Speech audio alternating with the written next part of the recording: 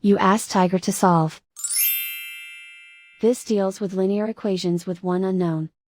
The final result is u equals negative 110/9.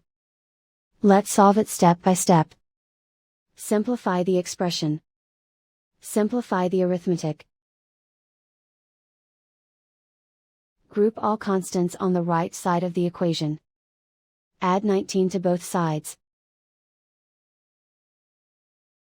Simplify the arithmetic.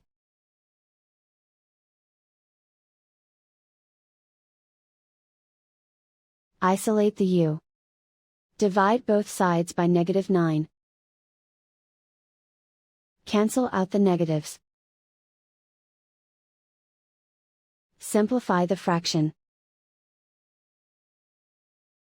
Move the negative sign from the denominator to the numerator. And so the final result is u equals negative 110/9.